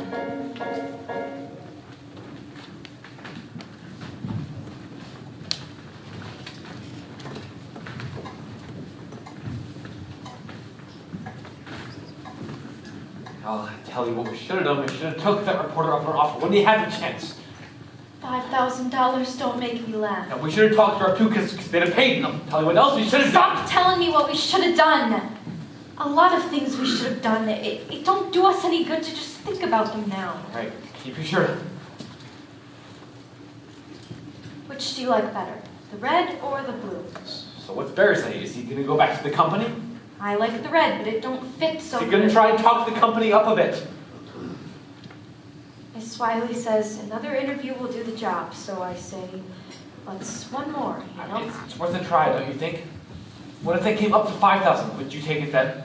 Let them come up. I'm not caving in. It's called a settlement. Settlement? It's a way for them to hide. Let them hide. Then they win. So they win, Grace. They're going to win anyway. Nice, you got so much confidence in me. Grace, for goodness sake, you've got one lawyer working for nothing, but you get 6 other lawyers who are getting a bundle, and you think you have a chance. You know what I found out today? They put lead screens in the laboratories for the technicians. Did they give us lead screens? What do you think? 100 girls in a room and they're going to spend that kind of money on us? Grace. And they want to keep it all quiet. And Miss Wiley says that they're going to close down here and just move across the river to New York like nothing ever happened. What are we doing here?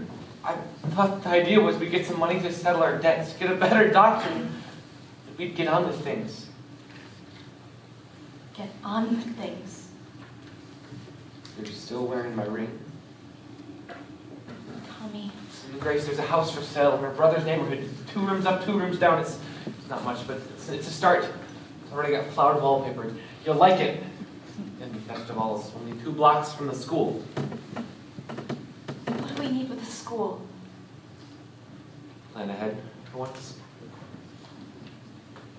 What do you think is going to happen after all this is over? You think everything's just going to go back to the way it was? Why wouldn't it? I've got to go to the surgeon again. Okay. I've got some fluid. He's going to drain it. Uh-huh. And then he says there will be more. So we deal with it when it and comes. Still more, and still more. But why can't you see that? You're talking about getting married and buying houses when you know there is nothing. Grace, I just can't think about that right now. I just want to be together. I want to come home to you at night, to my wife, my home. I'm too old to be living this in-between life. I promise I'll do anything to make it easy for you.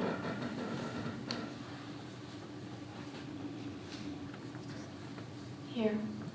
Grace, come on. I should have given it to you a long time ago. I don't want it. Tommy, don't make me say it. You're just not getting enough rest, that's all. You get some rest, I'll be back tomorrow. Tommy. You just get some rest. Tommy, don't do this to me, Tommy!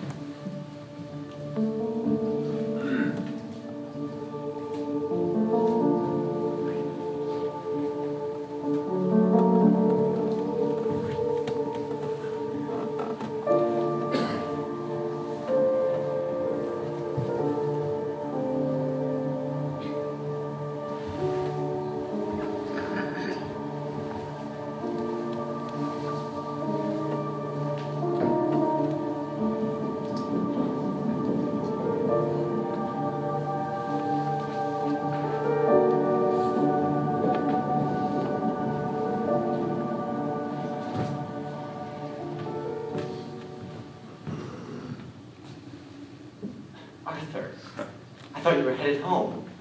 Charlie, I've been thinking about our decision, and I think we need to take a new approach. I think we need to settle the girls. No. Arthur, we agreed. We need a definitive victory, otherwise we invite more of the same nonsense. Things have changed, Charlie. Arthur, I know that you and Dan were close. But you can't let that cloud your Von judgment. Sochaki is going to testify. We can deal with it. How? Put more money in his pocket.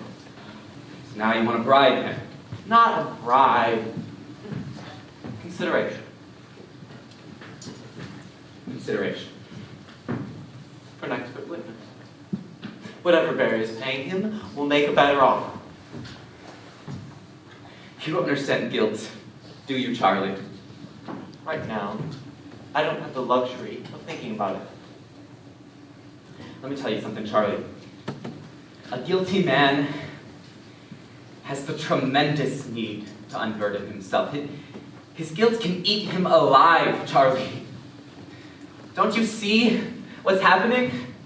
What Von Sochaki wants is to be free. That's why he's testifying for the girls. That's why he'll never testify for us, no matter how much consideration you offer. With these girls, and you'll have to settle with all of the others. Neff was right about that. This is just the beginning. Get in touch with Markley. Have him talk to Barry and come up with a number that the girls can agree on. What are you trying to do? You're trying to wipe me out? To get this off of the table, Charlie. Every penny I've put by for the last Charlie. 7 years I've sunk into this company. Why? Because of you, Charlie. Because you told me it was a sure thing. No miss. Why work for Von Sochaki when we can work for ourselves? Remember that one? Or take a chance, Charlie. Take a chance. Charlie, we were fooled. Von Sochaki fooled us all. The only thing we can do now is to clean up as best as possible. Do this. And it's the end, Arthur. You're stepping down? Not me.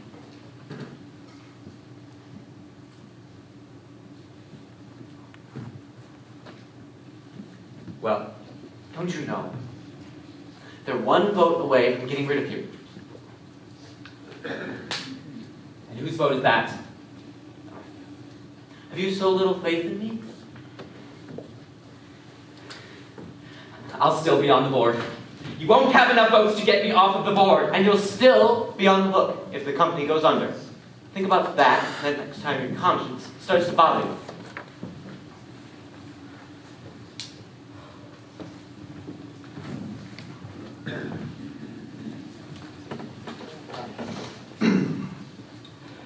March 15th, 1920, to Raymond Berry, attorney at law from Edward Markley, counsel, U.S. Radium. One of our expert witnesses has encountered a serious scheduling conflict and will not be able to testify in April. Therefore, we've requested an extension until June. As for the settling of this case, every case has some sort of humanitarian aspect to it, so that cannot be the basis of settling this one. But I have no doubt you'll be rewarded for the good work you are doing. If not in this world, then the next.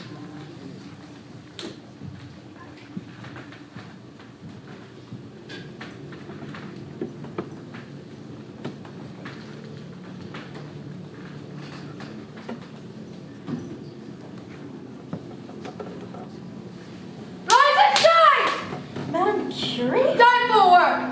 Am I late? I set my alarm. We have $5,000 to pay before breakfast. Up! It's all in the way, I've heard. I'm so very tired. No complaining. Good soldiers don't complain. But I'm dying. And who isn't? Get up, Grace. Irene? Get up, sleepyhead. You'll never make a quota like this. It's not fair. I'm 26. I should have a house. I should be married with children. We all have to make sacrifices sometimes. I know I did. But why? Why do we have to make sacrifices? It's all for science, Grace. Science? Family? Every life is sacrificed to something. Just a matter of choosing which. But I didn't choose. I didn't have no choice. Sure you did, Grace. Sure you did. Don't do that, Catherine. Catherine? Catherine?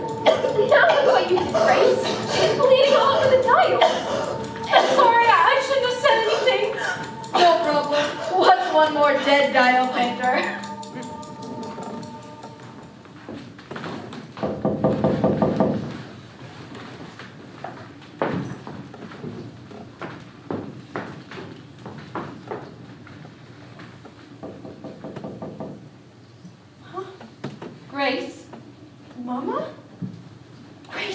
Mr. Markley will be here any minute.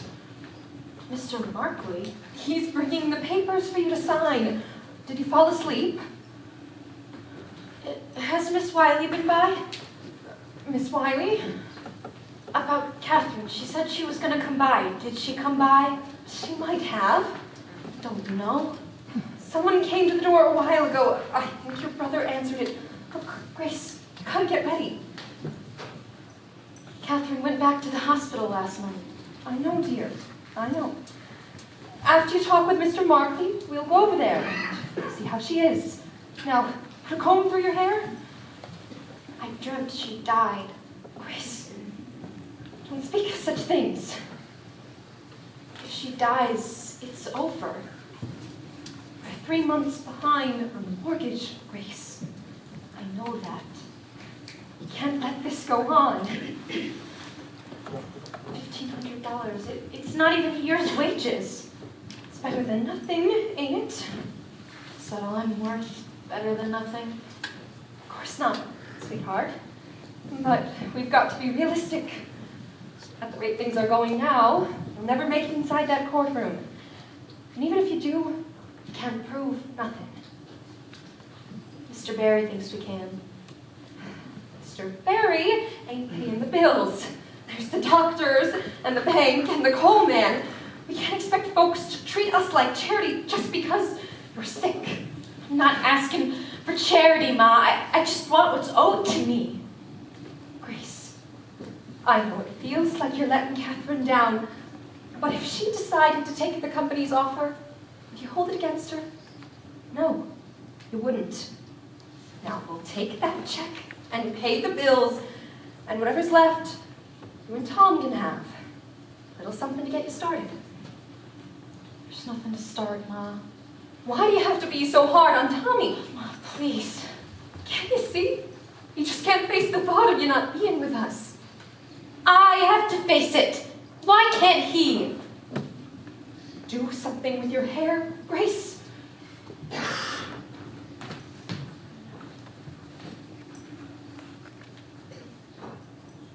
$250,000. What would you do with $250,000, Miss Fryer? Why, I can't imagine. No point to it. Ma, you didn't tell me I got more letters. New Mexico. They just keep on writing. Ma, why didn't you tell me Miss Wiley came by? She sent a note. It's right here, and it... Miss Fryer, Edward Markley. Ma said you brought papers? Yes, the terms were in our letter, and $1,500 on the check. All we need is your signature. Grace, Mr. Markley is a very busy man. Oh, no, please, take your time. It would be better for me to leave and come back later. No. We'll do this now.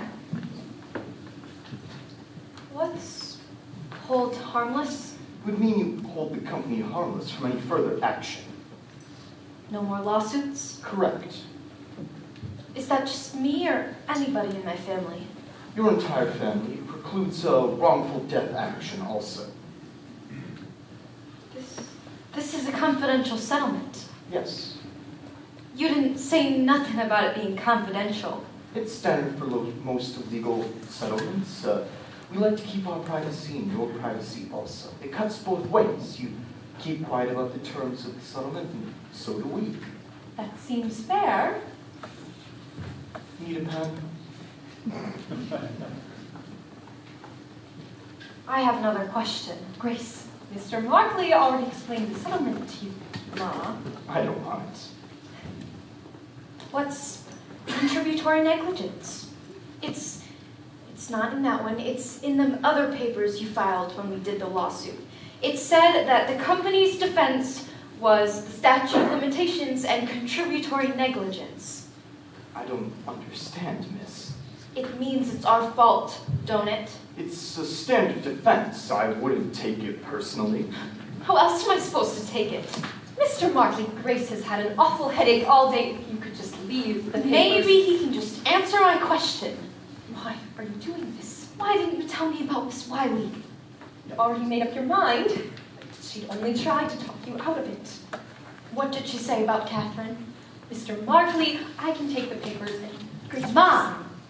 What did she say about Catherine? She said, don't look good. Perhaps I should come back later when Miss Fryer is feeling better. But you didn't answer my question, Mr. Markley. I would really like an answer because let me tell you, I quit school when I was 15.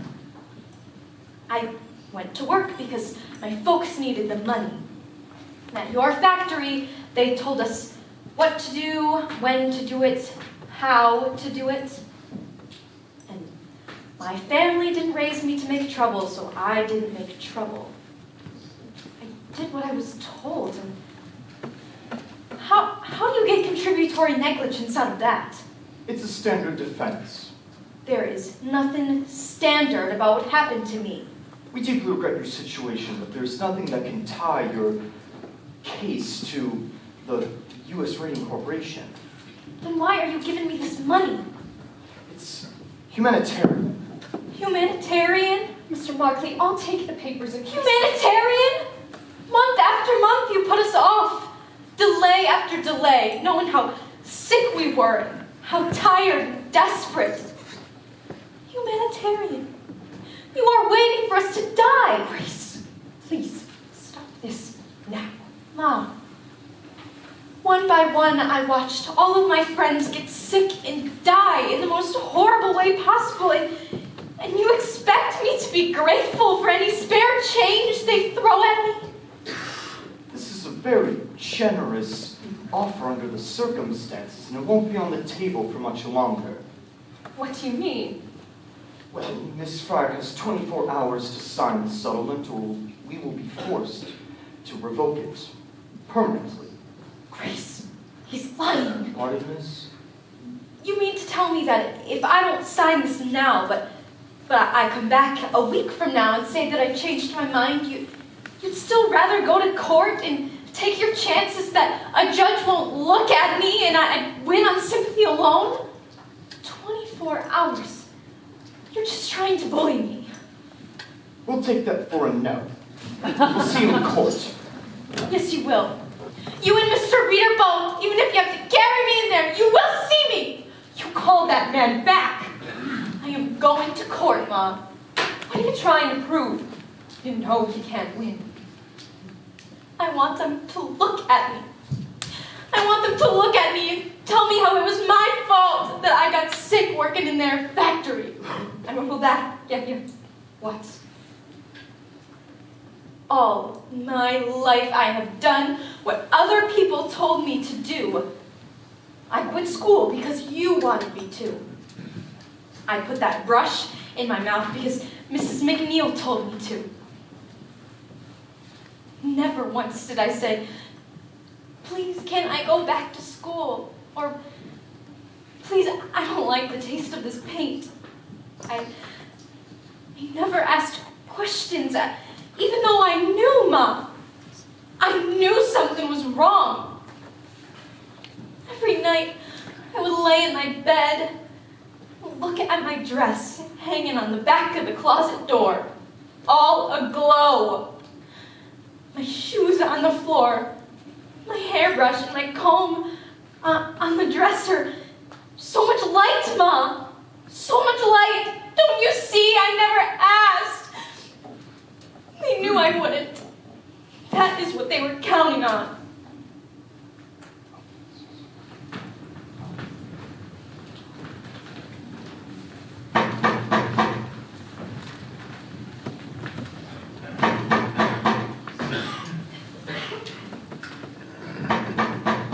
Ah, Arthur, it's you making all this noise. I left messages with your housekeeper.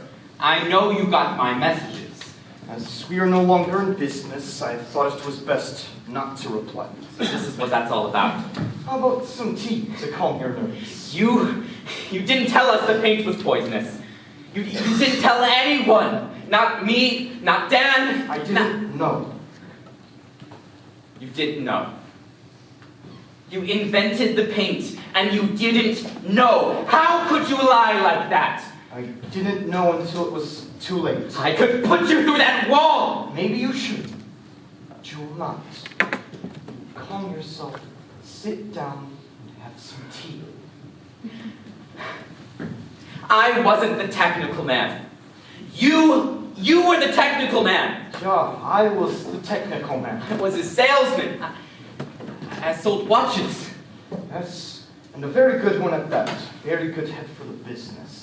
Not so much for the science, but for the business. You could always cut the price and keep the quality. How about some tea? Goodness, what is wrong with your hands? It's been like this for a while now. What happened? Dr. Martland says it's necrosis. The cells, they're dying. With the dial painters, it started with the jaws. And with me, it was the hands. I never knew. It's not like you should. Haven't seen each other for a while. How long? I've known for a while now. Miss Wiley from the Consumers League came to persuade me to help Dr. Martland do radium exposure tests on the girls. And there's not many around, you know, who have that sort of equipment and, of course, the skill. I didn't want to believe her. I didn't want to believe my paint could have gotten these girls sick. So I decided to help Dr. Martland out with expired air tests on the dial painters. And that's when I found out my own breath registered for the radium, and my hands became like this. Now you want to have words with me. I'm sorry. Well, perhaps you should schedule an appointment with Dr. Martland. What? Well, why is that? Did you not notice all the glowing dust on your shoes as you walked home at night? Of course, I did. I tracked it all over my house. Well, you can be sure most of that is now in your lungs. Look familiar? It's our promotional piece.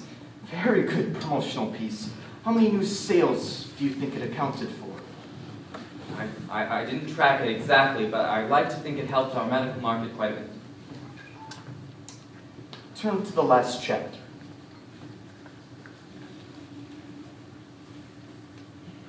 Radium. Dangerous effects. Dangerous effects. How many articles are there? 10? 15? About 18 or so. Read me the first one. What? First one. What's the date?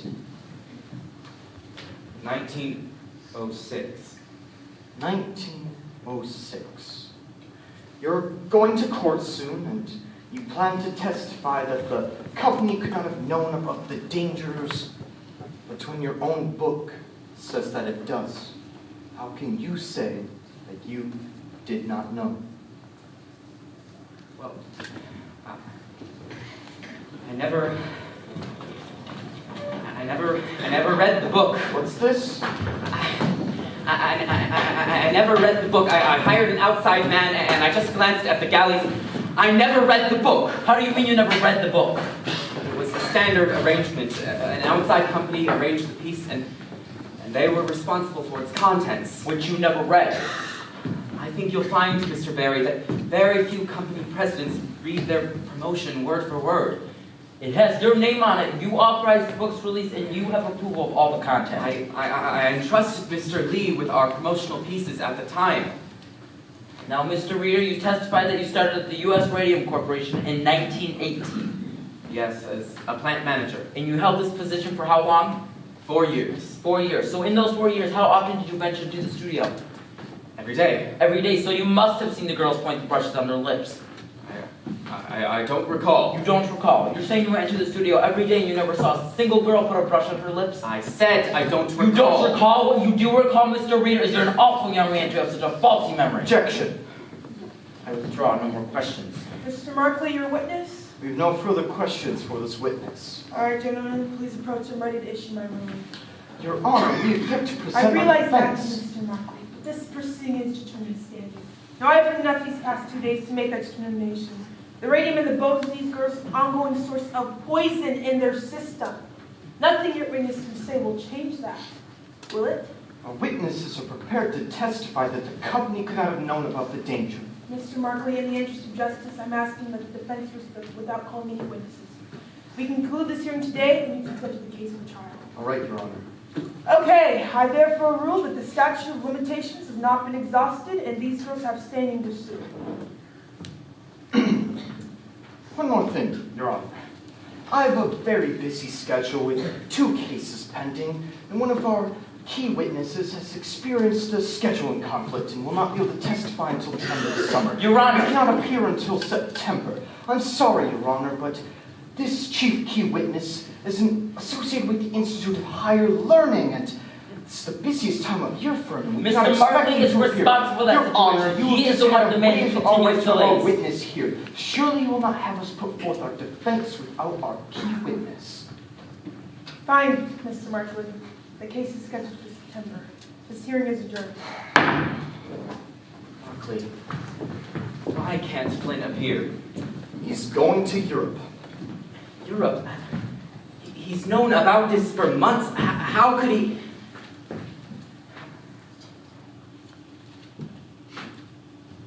Very clever. How long do you plan to keep this up? As long as necessary. Mr. Markley. Oh, Mr. Barry.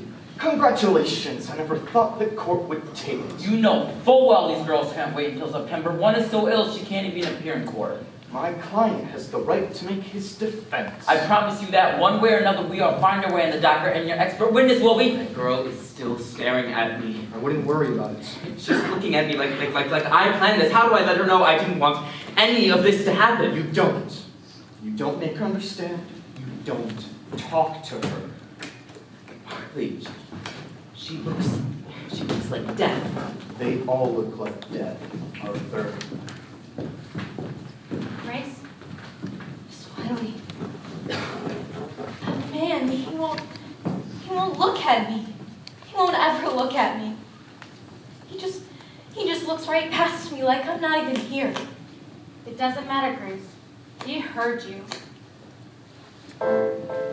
June 4, 1928, Nancy Jane Harlan here for the New York Graphic. Jackie Youngwood here reporting for the Newark Ledger, Newark's first source of news. Raymond Berry seeks trial date for early summer. U.S. Radium Corporation announces a settlement. $10,000 cash for each girl and $12 a week for life. $12 a week.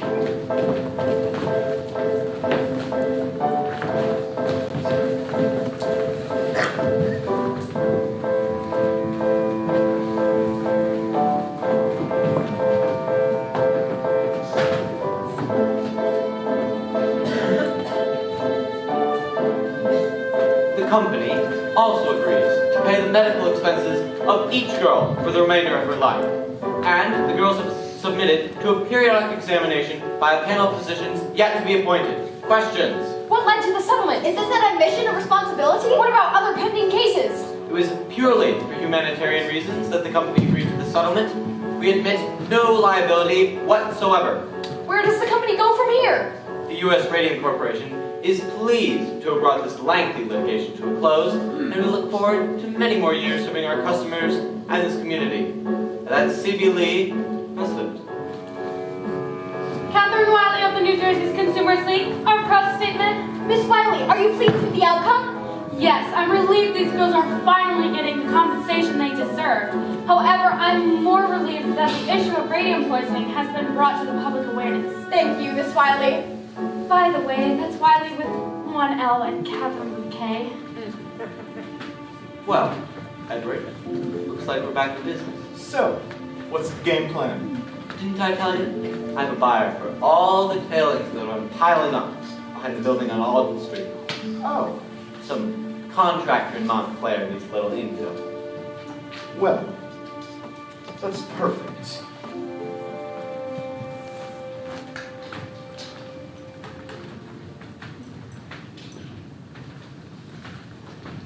Now, Catherine, this won't do. We can't see your name.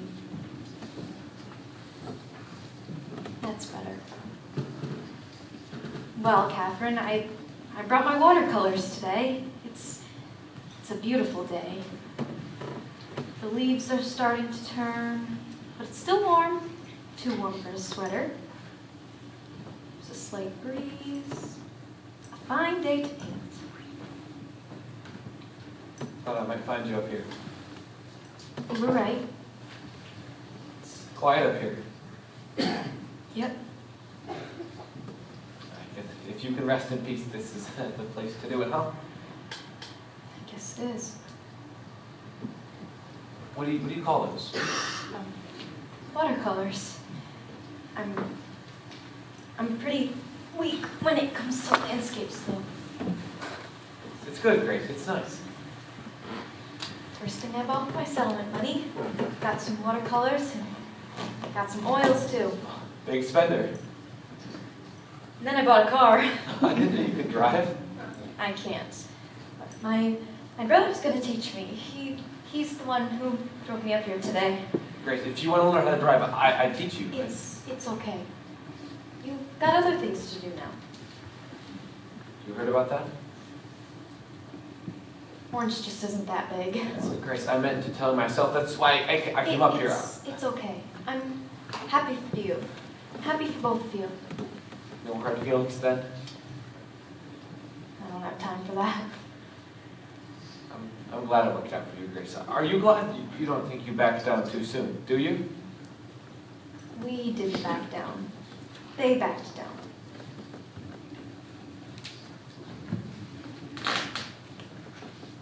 Papa? This is where I saw her the last time. Not this again. She was standing over here. This is morbid, Papa.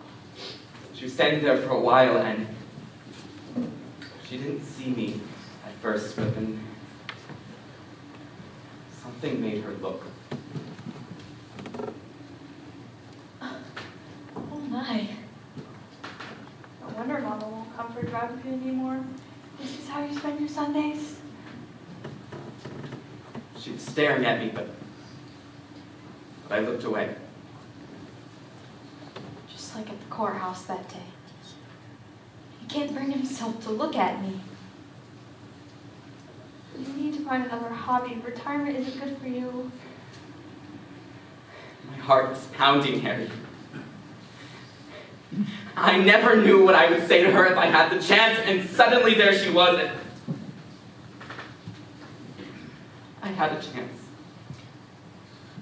So, what did you say?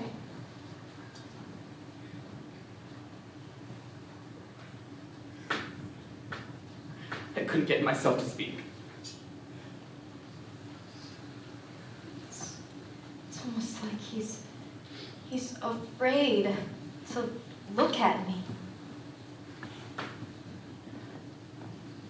I had a chance, and I couldn't speak. He's afraid of me. Papa, that was years ago. It's not like it was your fault. No one knew about things like that. Then science just wasn't as advanced the way it is now.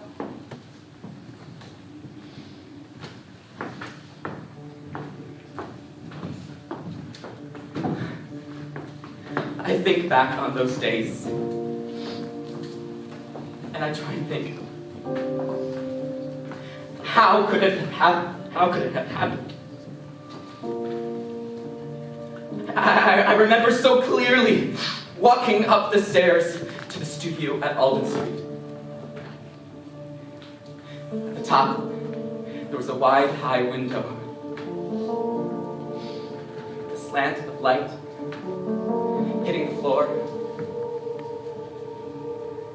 The creak of the floor beneath my feet. And the smell of the place, it was chalky, like an old schoolroom. And so full of girls.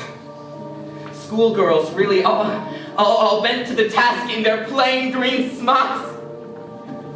Their delicate little hands moving so fast no man could do the work these girls did.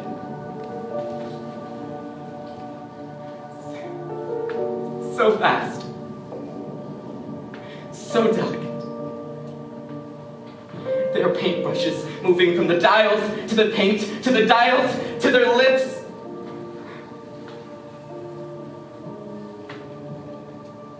Try as I might, Harriet.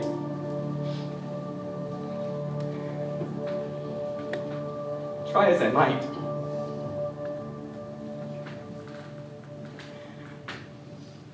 But I can't remember their faces.